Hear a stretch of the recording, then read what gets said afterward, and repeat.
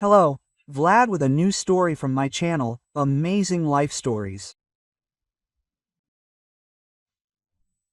Jenna sat on her hospital bed, examining her hand. A few hours earlier, she had had a heavy cast applied to her right forearm and hand. Her hand ached. She even had to ask the doctor for a painkiller to take her mind off the discomfort for a little while. The young cashier, who worked in a bookstore, couldn't quite understand how this could have happened to her. Zana was always very careful on the street, especially in times like this winter, and, of course, she always tried to walk on the safe side of the road. However, this time, disaster ambushed her in an unexpected place, the path in front of her own cottage. Usually, in the mornings, the local street cleaner sprinkled a generous amount of sand on the paths in front of the large houses. After all, the village residents didn't always have time to do it themselves. But that day, nothing of the sort happened. On the contrary, a huge sheet of ice formed in front of the porch. Strange, she muttered to herself, carefully descending the stairs and holding tightly to the railing. Could Emanuel Valerievich be sick? Complaining about the janitor's forgetfulness and inattention, Zana tried to go around the pouring area, but there wasn't much room. As soon as she stepped onto the slippery surface, her feet slipped. She then heard her own cry of surprise and immediately felt her forearm burn. Zana, her husband, jumped up to her. "What's this? What happened?" quote. Zakar looked at the pouring area in front of him, puzzled, then looked back at his wife. "What weather? Oh, never mind, let's get up carefully now. That's it." Zakar helped her up. I carefully took her by the elbow and walked her to the entrance gate. He worked as a lead engineer for a construction company, so he drove his wife to work every morning. It was on the way. When he asked how she was feeling, he saw tears streaming down her cheeks. Zana whispered, her hand slipping. "It hurts so much. Did it really break?" Frowning, her husband immediately pulled his cell phone out of his pocket and, dialing a number, quickly made arrangements. "There's no point in waiting for an ambulance. They'll be here in at least half an hour anyway, in this snowstorm. The emergency room is also out of luck. They're a complete mess. Let's go to a private clinic. I have a friend who works there as a surgeon. He'll do everything for you, top notch." But Zana shook her head. "Maybe not." She looked questioningly. "Well, really, I can get treated at a regular hospital, but a private one will probably be really expensive, and it's kind of inconvenient." But Zakar simply waved her hand dismissively and carefully helped her into the backseat of the car. "Yes, it's nonsense that I can't arrange better conditions for my beloved wife. No, I need you healthy." Quote. She looked at him with mild surprise, but said nothing. When, sometime later, she had a cast put on, that same friend of her husband's informed her that she would have to stay for a few days. "The fracture, of course, isn't the most serious, but I would like to monitor your condition. Complications can arise at any moment. Just in case, stay." Quote. "Well, I have work," Zana tried to object, to which the doctor replied with a slight smile. "You don't have to worry about that. Your husband has already arranged everything, paid for your stay until the end of the week, and your work will issue you sick leave. Zakar Sergeyevich has already made all the arrangements with your management." Surprised by such concern, Zana merely nodded silently and signed a consent form for treatment at a private clinic. Her husband's behavior remained a mystery to her. After all, it was as if a black cat had run between them lately. Zakar had noticeably cooled off and spent most of his time either at the office or on endless business trips. It was as if he was avoiding contact with her, and she blamed herself entirely. 6 weeks ago, she'd suffered a painful miscarriage. It all happened so quickly, so suddenly. Her coworkers barely had time to call an ambulance. Later, the doctors said they'd had to give her 2 transfusions due to severe bleeding. They said it was a miracle they'd managed to pull her out. But her husband seemed uninterested. He entered the room with a very gloomy expression. Quote, "It's all your fault," Zakar chided her. She'd barely come to her senses. Quote, "You're constantly nervous with your customers. This is the result. My God, I was expecting this child. Why are you such a loser? You couldn't even carry it to term." Zana cried for a long time, trying to explain that she was having a very hard time herself, and that she wanted this child just as much. He couldn't even imagine how much she'd been waiting for him. But her husband was indifferent. From that day on, he never visited her again, only picking her up from the hospital when she was scheduled to be discharged. Even then, on the way home, he didn't utter a word.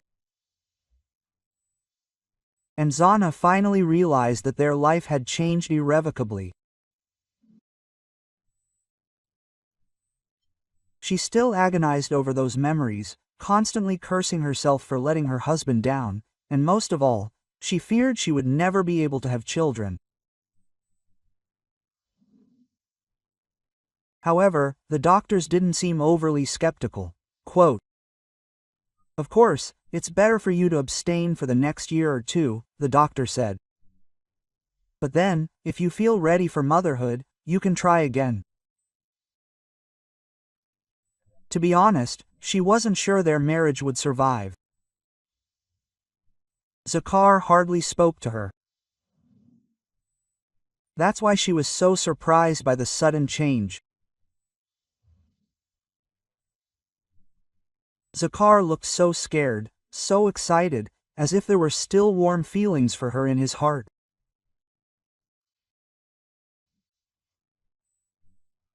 Over the next few days, he diligently came, bringing some small gifts, parcels, fruits, flowers, candies, and all sorts of things that could help while away the time in the hospital. "No, why are you doing this?" Zana refused at first. "It's just a simple fracture, and everything will heal soon, and you showered me with fruit as if I had to lie here for another month."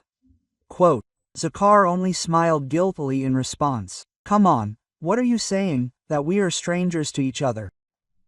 I was so worried about you when I saw you on my heart sank into my heels on the cold ground. And it's not hard for me anyway. The main thing is that you get better soon." Zana blushed, touched by such a tender display of feelings, and a certain hope was born in her soul that maybe it wasn't over yet. Maybe this turning point was the very chance that would allow them to save their family. Inspired by such thoughts, Zana began to look forward to her husband every day. Once again, she wanted to be the only one he desired, dreaming that together they would overcome the chasm that had formed after the loss of their child. 2 days before his discharge, she, as usual, was waiting for her husband with some nice present. But that day, Zakar didn't come. Not understanding what this could mean, Zana left the ward and went to the head nurse. Had her husband by any chance called and warned that he wouldn't be able to come? "He's probably tied up at work again," she thought to herself, approaching the receptionist. She enjoyed stretching her legs after a long stay in the ward. Frankly, she was tired of being cooped up within 4 walls. And at that moment, Zana heard 2 young orderlies talking in the next hallway. They were clearly laughing about something. And, listening more closely, Zana heard a familiar name in their voice. Quote, "And this Zakhar Sergeyevich is an extremely interesting bug," said the first one. "Yesterday I heard him talking to the chief surgeon and offering money to keep his wife as long as possible. Like, let him say that her arm is not healing properly, so they will have to stay longer, and maybe even re-break it due to improper healing and start over again." "Yes, interesting," chuckled the second orderly. "It's not without reason. I think he has something in mind and clearly not in his wife's favor." The first one just laughed unpleasantly. "Yes, he just wants to relax peacefully with his mistress. That's why he arranged this whole conspiracy. Well, one can understand.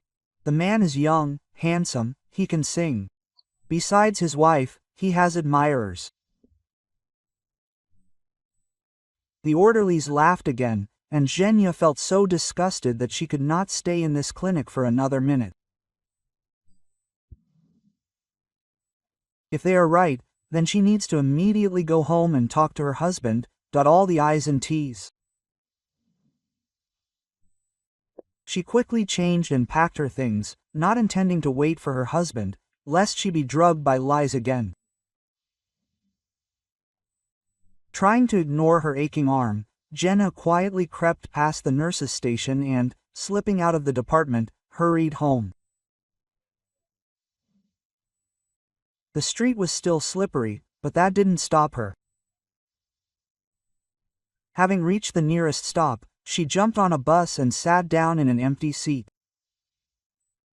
Only then was she able to breathe a sigh of relief. Meanwhile, the attending physician, making his daily rounds, noticed the patient was missing. Rushing to reception, he cursed the nurse on duty without mincing words, then dialed Zakhar. "We have an emergency," he shouted into the phone. "Your wife ran away." "When?" "God knows, but I think it was no more than an hour ago. We were changing shifts at the time, and she apparently took advantage of it." Quote, "Well, that's it," Zakhar thought to himself, cutting off the conversation with the doctor. "They can't do anything normal, and I'm paying them so much money for everything." And he immediately started calling his wife, getting ready to start a scene. But Zana didn't answer. "I'm not talking to you now," she said, looking at the message from her husband popping up on her phone screen. "You kept texting me." After getting off at her stops, she made the long walk to the common gate, and when the security let her in, she quickly headed toward the house, constantly slipping and looking at her feet. But when she tried to open the house with her keys, disappointment awaited her. Someone had managed to change the locks, and the keys simply didn't fit. "What's going on?" Shanna muttered under her breath, not believing what was happening. "What happened?" She continued to fiddle with the old key in the keyhole. And at that very moment, the lock clicked loudly from the back. Zana involuntarily recoiled as a tall young man appeared on the porch and looked at the uninvited guest in surprise. "Excuse me, who are you?"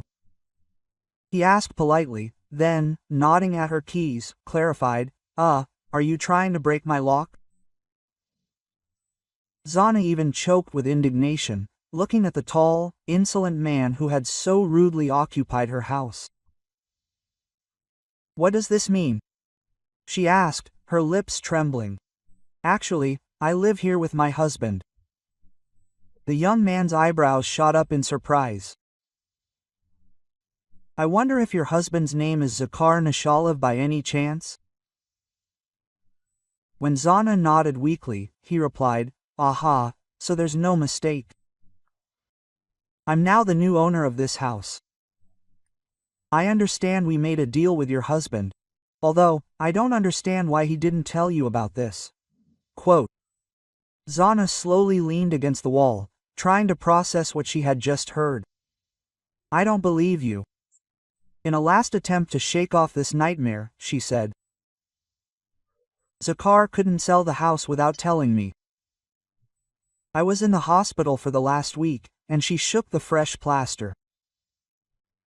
Then tears welled up in her eyes. "I don't understand anything anymore." The man looked at her carefully, and then, asking her to wait, disappeared into the house for a few minutes. She noticed through the half-open door that two small children, apparently brother and sister, were playing on the living room floor. The boy looked a little older, maybe 6, while the girl was clearly no more than 4 or 5. "Here, you can check everything," the stranger returned with documents in his hands. "The transaction was legal. Even an independent notary confirmed it for me." Quote. Sobbing from resentment and bewilderment, Zana looked through all the papers, from which it was clear that Vasily was not lying. "Forgive me, please," Zana said, lowering her eyes. "It turns out I'm wrong.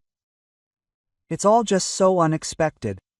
Confused, not knowing what to do, she said goodbye to the new owner of the house and, turning around, began to descend the porch. At that moment, he called out to her. "Wait, well, since it turned out this way, maybe you should come in. We were just about to have tea. Maybe you should join us too." Quote. Zana smiled weakly through her tears, but just as politely declined. She was terribly ashamed of her behavior, although she understood that it was justified. Finally, she descended the porch, but before she had time to take a few steps, she again felt the ground literally disappear from under her feet. Zana screamed and immediately felt someone's strong arms firmly grab her. "And I see here, they don't clean the sidewalks very well here, do they?" Vasily said softly, setting her on her feet. "Well, we have a good janitor, actually," she replied, embarrassed and thanking him for saving her. "This seems to be the first time we've seen such ice." Vasily glanced at the pavement glistening in the morning sun. "We only just moved in, so I didn't have time to sprinkle it all properly. But I see there's nothing like this near the other houses." Jenna looked at him, puzzled.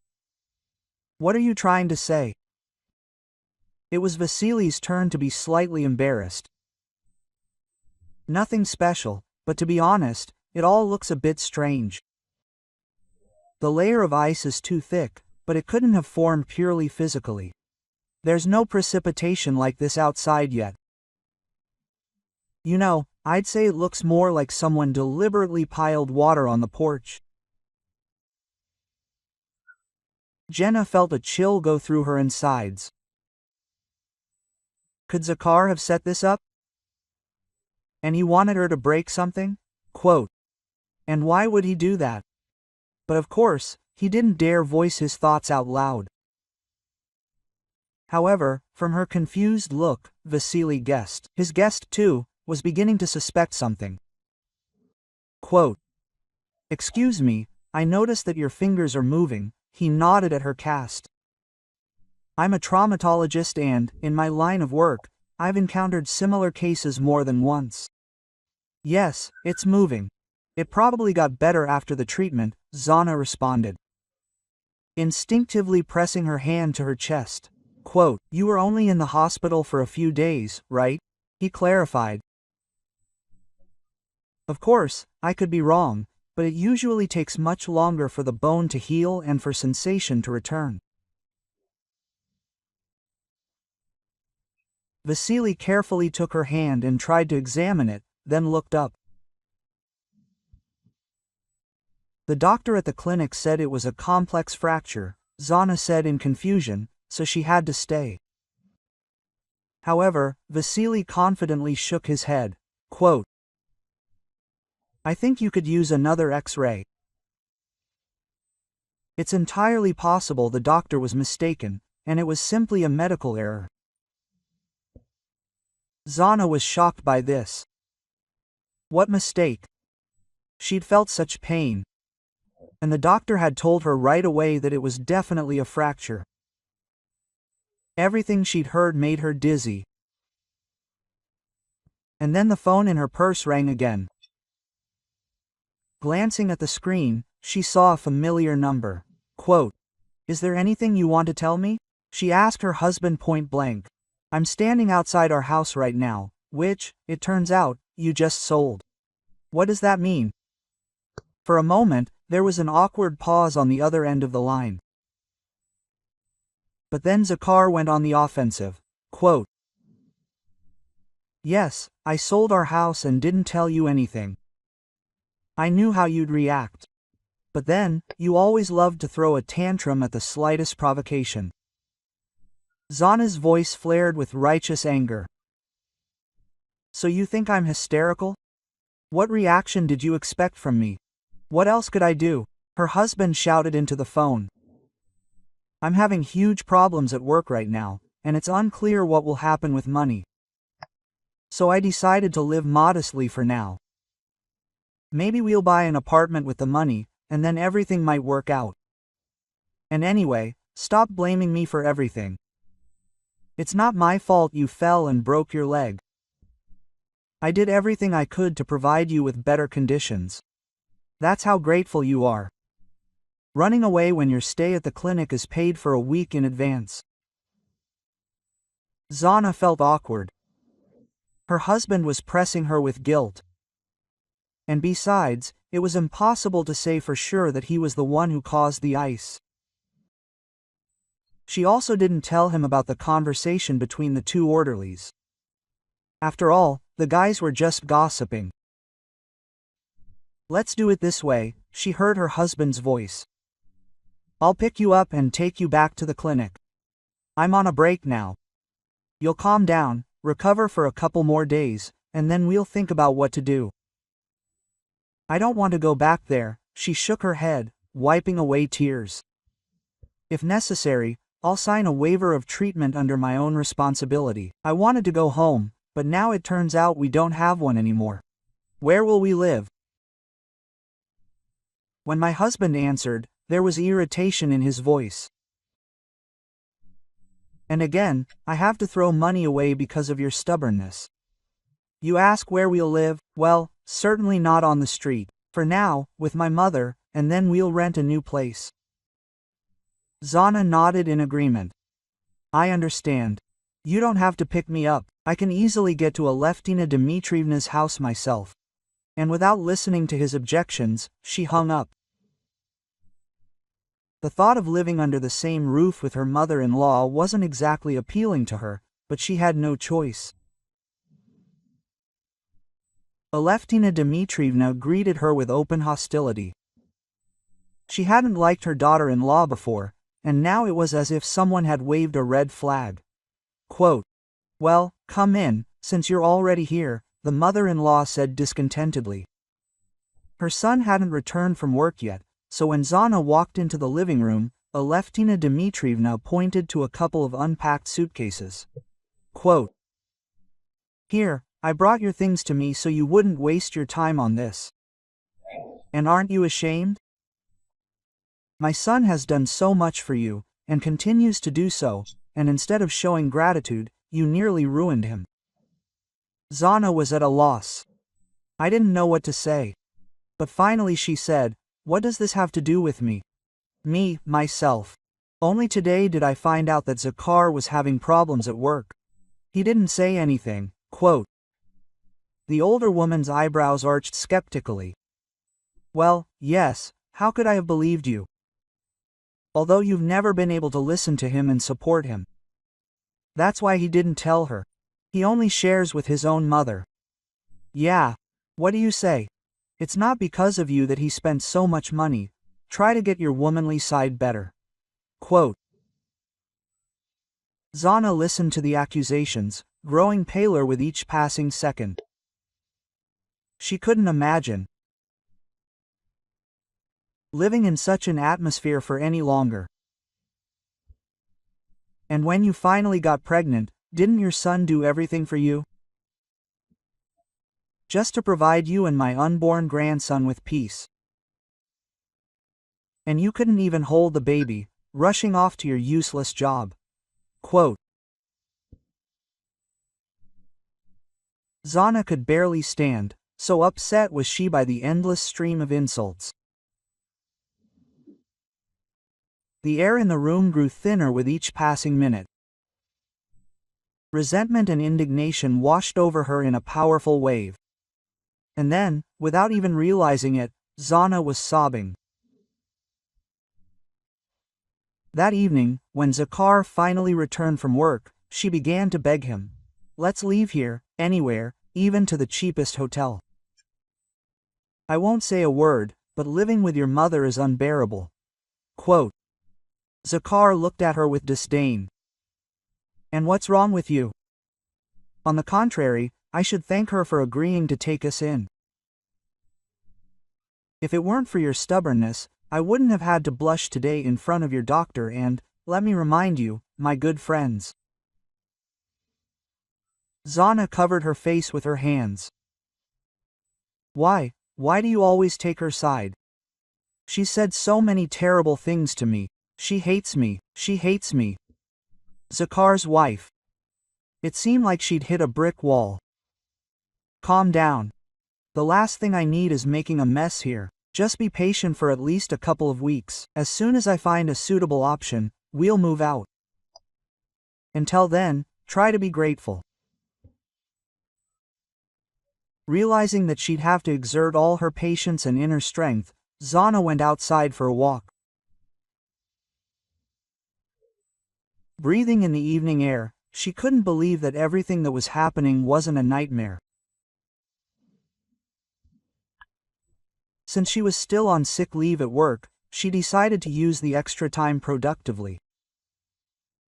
The next day, she found Vasily's phone number in her purse. She wanted to ask him for a follow-up examination and, if possible, to have the hated cast removed. Sure, come to the hospital, Vasily suggested, answering after the first ring. We'll check your arm on a new generation X-ray machine. They recently installed one of these. They give extremely accurate images. Quote. Zana wasted no time and went straight there. Vasily personally met her at the door and walked her to the office, asking questions along the way about her well-being. When the X-rays were ready, a young traumatologist came out to her with a slightly confused expression. I don't understand how this could have happened, he began hesitantly. What's wrong? She asked, worried. Is it that bad? Is it not healing? Quote. He hastened to reassure her. Oh, quite the opposite. I don't understand how your doctor from that clinic could not see something so obvious. There's no fracture. Quote. Zana stood in absolute shock. How could there not be? She whispered softly. Vasily smiled slightly. The worst that happened to your arm was a very severe bruise with some hematomas. And even those have probably resolved by now. You were taking your medication. Quote. Anna looked at him with a silent question. How is this possible? And if it was possible, then Zakar had specifically asked a doctor he knew to put her in a cast and deliberately isolated her in a private clinic. Vasily suggested removing the cast, since it was essentially unnecessary. And after that, it turned out she had full control of her arm.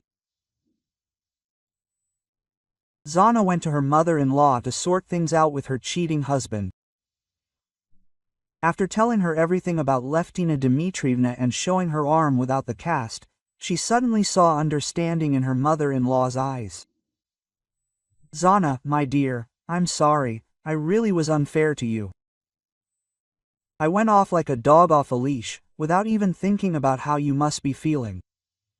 Did something happen? Quote. She wasn't entirely convinced by the sudden change in their relationship. It was all because of Zakar. I'd recently started noticing something odd myself. What were they? It seemed to me he'd become secretive. He was constantly talking loudly on the phone with someone, my mother-in-law admitted. And for the last couple of weeks, the same car has been following our house, and even me, all the time. Zana just looked questioningly, and Aleftina Dmitrievna continued, Yes, I know it sounds like an old aunt's fantasy, but I swear, it's true. Look what I found in the mailbox this morning, quote. And she laid a crumpled piece of paper on the table in front of her. It read, in illegible handwriting, Your son owes us a lot of money. If the debt isn't repaid in 3 days, you can say goodbye to your dacha. And this is just the beginning, quote. Looking at her daughter-in-law, she burst into tears. I'm afraid, Zhanachka, I'm afraid they'll do something terrible to my son.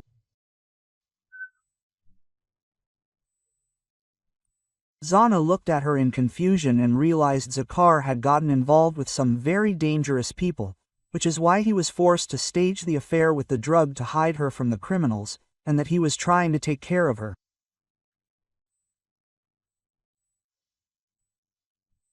Instead of supporting him, she began to suspect something bad. She suddenly felt ashamed of herself. They simply began to wait for Zakar to return. However, with each passing hour, the anxiety in their souls only grew. This was because her husband was in no hurry to arrive, and his phone was out of range. The women waited for him until evening. However, Zakar never returned. His mother-in-law even called his boss to find out if her son was still at the office. However, the boss replied that Zakar had left several hours ago. My God, something had definitely happened to him. Aleftina Dmitrievna cried, clutching the phone to her chest. Wait, don't worry so much. Maybe he just stopped somewhere along the way. Her daughter-in-law tried to support her, but she didn't believe her own words. At the same time, she couldn't allow her mother-in-law's condition to worsen due to stress. But, unfortunately, Zakara never showed up that day. The next morning, Vasily called her. The new owner of the house was surprised to discover that her husband's phone was no longer available. I never got around to transferring the money, the traumatologist told her. A few days passed while I was waiting for the cash to be withdrawn from the bank, and now he's not answering his calls. Maybe then you could come to my place yourself and we'll go to the bank so I can transfer the entire amount. Quote. Zana was stunned. How could this be? Zakar had disappeared without having time to pay for the house. Something had clearly happened to him. Having arranged a meeting, Zana and Aleftina Dmitrievna went to see Vasily. He, a smart and perceptive man, had already realized how the seller was a man with a double meaning. And that's precisely why, fearing further fraud, he wrote a receipt for the money to be transferred to her, thereby preventing Zakar from pocketing the money for the house.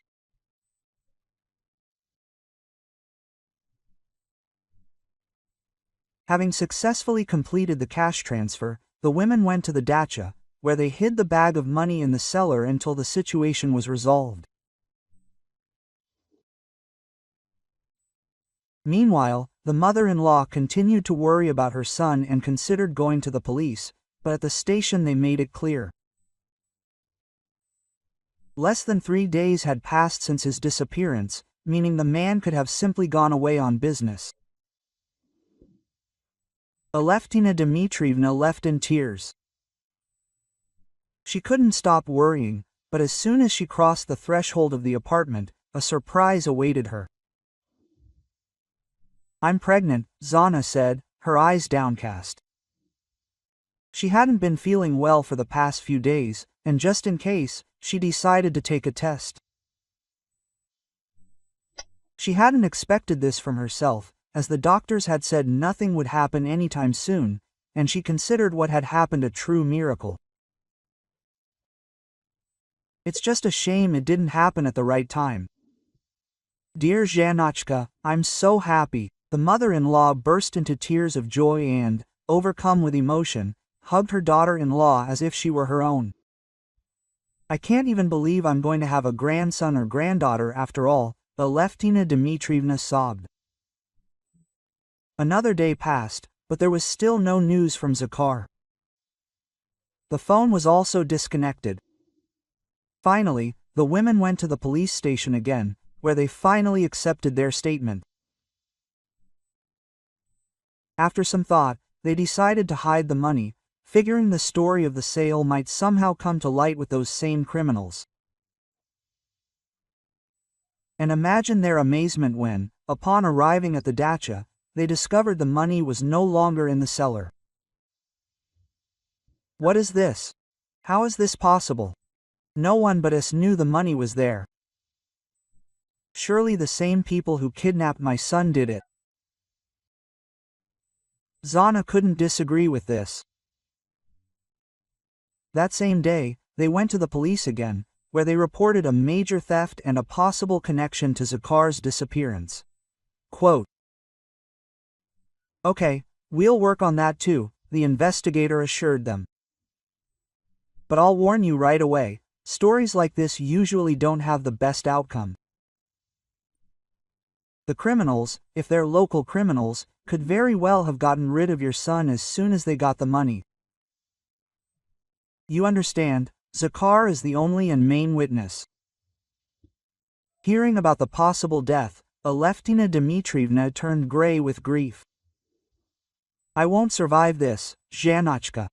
No matter what kind of mess my son gets into, I won't be able to come to terms with his death." The woman clutched her heart, and Zana began to console her. "But wait, surely nothing is known yet. Maybe Zakhar is alive, and they just dumped him somewhere after beating him. He could have lost his memory, after all. Don't worry, they'll start searching now. Not all is lost." Zana understood that now she herself had to be careful, keep her worries to a minimum, in order to protect the little life that was just beginning to develop. Soon he called Vasily. It turned out he'd been worried about her all this time and asked permission to meet.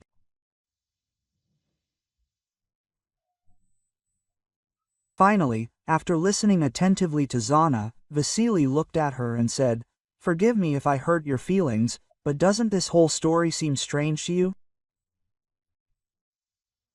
"What do you mean?"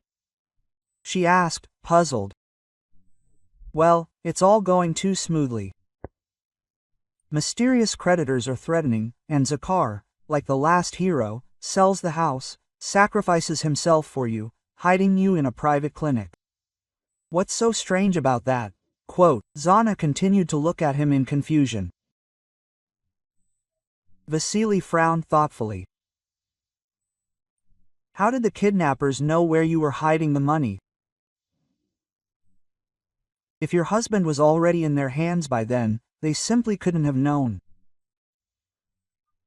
Unless Vasily didn't finish. Quote, Zana looked at him anxiously. "What, do you think Zakhar is in cahoots with them?" She shook her head, unable to accept the thought. "But that doesn't make sense. But even if they were following me, my mother-in-law, they couldn't have known that you hadn't yet transferred the money to Zakhar, which is why they grabbed him, hoping to sweat him out." Vasily slowly stood up and, coming over, carefully took her hand.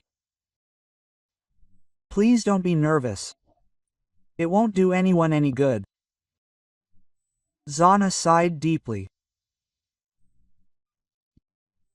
"But actually, I meant that it's entirely possible that there weren't any creditors to begin with," Vasily said unexpectedly. "What?" she asked, astonished. "Send the kidnappers note for graphological analysis. I'm sure your husband will be the author." Quote. Jenna rose from the table and looked him in the eyes with undisguised reproach. How can you even say such things about my husband? Do you even understand what I'm talking about? This isn't just a serious crime, but a very vile act." Vasily looked at her with a sad smile. "Unfortunately, I have a similar case in my medical history. Only it happened with my ex-wife." He gently sat her back down, then confessed that he'd been raising his children alone for 3.5 years.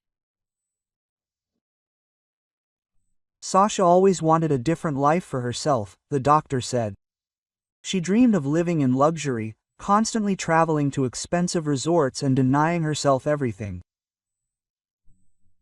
But after marrying my promising self, she soon realized that such a level was unattainable for us. After all, I'm a doctor, not an oligarch. So what, did she leave you alone? Quote. Zana looked at him in surprise. The man hesitated, then, taking a deep breath, continued.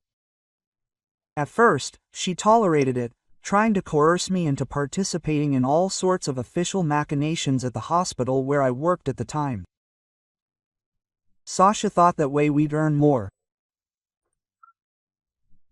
Besides, I'd curry favor with those dishonest ministry officials who benefit from having their own man in lucrative positions. Zana smiled softly in response. But she hadn't succeeded. Yes, that's absolutely right. I had no intention of participating in any scams and made it clear I was transferring to another clinic where there was nothing like that. She kicked up a fuss and finally declared me a complete loser who had ruined my life. The smile faded as the doctor finished his story. And then one day I returned home, a little earlier than usual, and found my wife standing at the door with a large suitcase. She said it had all been a huge mistake, and from now on I would be in charge of my own destiny. And she left the children with me, believing they would never amount to anything with such a father. He chuckled ironically. When she left, I didn't stop her, and suddenly it occurred to me to check our joint account and the shoebox where we kept our cash. Well, that's when the most interesting thing came to light. She took everything with her into her new life, not leaving a penny for the children and me. And I've never seen her since. But I still hope that this money at least brought her the happiness she dreamed of. Zana listened to him in amazement. His wife had practically robbed him, and not only did he not report it to the police, but he even forgave her. Yes, you are an amazing man, she said quietly, admiring his actions. I can't imagine how lucky the woman you ever decide to marry again will be. Vasily looked at her with such warmth and soulfulness that pleasant shivers involuntarily ran across her skin. You know, if you weren't married, I think this could very well be possible, he said meaningfully. Afterwards, he paid the bill and called her a taxi. Finally, he asked her to check the note again.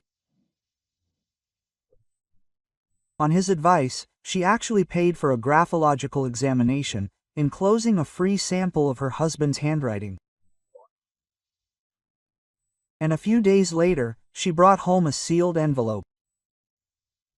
At first, it was even scary.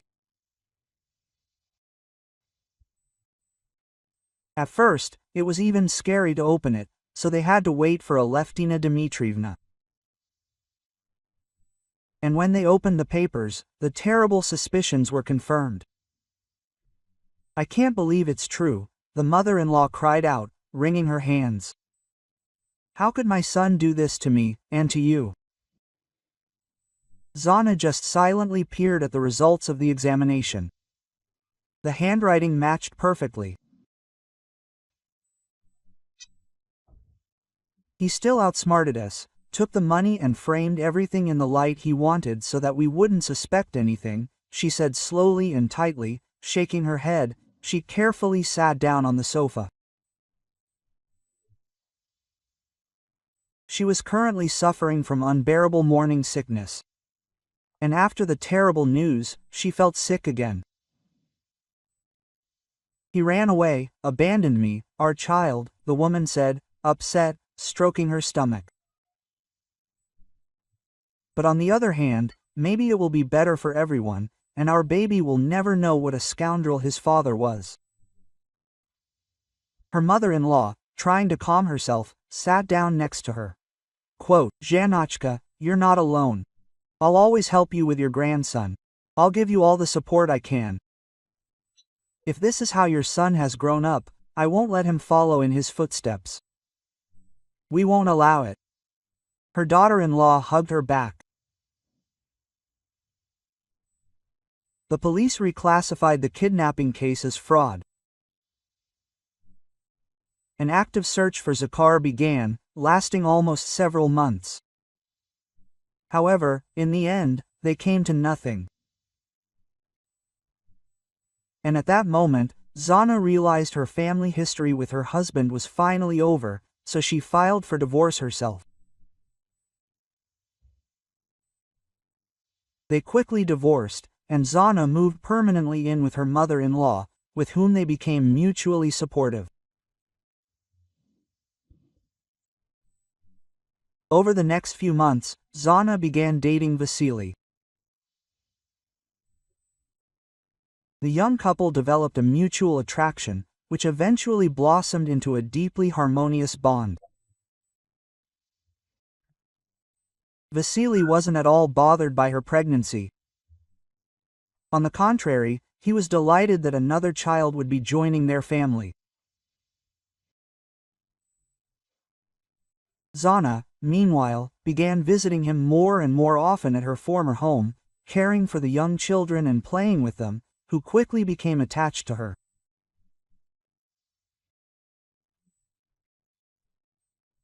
Tanya and Petya barely remembered their birth mother, but they nevertheless felt the same love from Zana that they had been deprived of with Alexandra. Shortly before the birth, Zana moved in with Vasily permanently, and they agreed to hold their wedding after the birth of their son. An ultrasound showed they were having a boy, whom, after a family meeting, they decided to name Konstantin.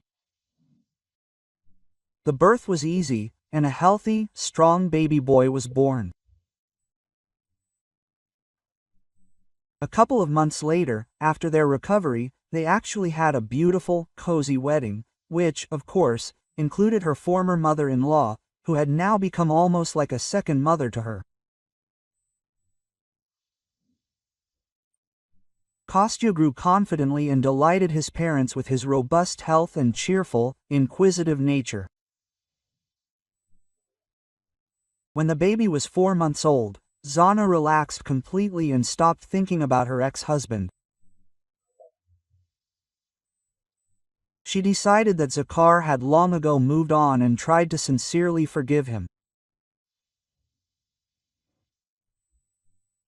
While walking with Kostya in the city park, her attention was drawn to an old homeless man lying on the lawn, begging passers-by for help. Seeing no one nearby, Zana left the stroller for just a moment and, approaching, helped him up, after which she offered to call an ambulance.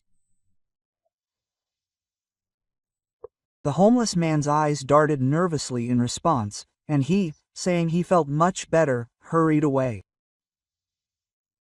Zana shrugged, turned around, and immediately froze in horror. The stroller was empty. Quote, Kostya, Kostya! The woman screamed in despair. She burst into hysterics and ran through the park without looking, trying to find the kidnapper. But the few parkgoers only shook their heads in confusion, seeing and hearing no one. Quote, It's definitely Zakara, Vasily declared confidently upon learning what had happened. Unlike his wife, he remained remarkably calm. Quote, "I swear to you, we will find our son." But so much time has passed, the exhausted mother sobbed. "And anyway, how do we know it was him?" "Because there's no one else," Vasya replied. "I have no enemies. We don't earn enough to ask for ransom, but your ex could very well have done it, for revenge, for example." Vasily submitted a wanted poster for Zakara to the police, describing the situation in detail and the homeless man who seemed to be simply distracting them. "He probably bribed that," he told the investigator. "If you find him, then maybe you'll find Zakar too." Quote, the police took up the case. They quickly identified the vagrant from the park, and with his help, they quickly apprehended Zakar himself. It turns out he'd had plastic surgery, slightly altering his appearance, but in a way that made him completely unrecognizable. The ex-husband admitted to the police that he'd accidentally discovered the pregnancy while recovering from surgery at a private clinic in a neighboring town. He'd fled there to see his longtime lover, hoping to start a new life, but having ended his last one by faking his debts. One of the doctors mentioned Vasily's last name and casually mentioned that he'd recently gotten married, Zakar said. "I immediately understood who they were talking about, especially since the name Zana is quite uncommon." He grinned sadly. "And then I became interested. I came here in Tain, wanting to see how she'd settled in. And when I saw the boy, I immediately realized, my son, well, I'm not stupid, I could do the math. Everything clearly matched the timing. But I'd always dreamed of an heir and simply couldn't resist." Zakar repented of everything and even returned part of the money he had once stolen from his ex-wife. Despite what had happened, Zana forgave him. The most important thing for her was that her son was unharmed and had been in a hotel with his biological father the entire time. Zakar was sent to serve his sentence in a penal colony. Zana could finally breathe a sigh of relief. She and Vasily were happily raising 3 children. And Aleftina Dmitrievna helped them with this.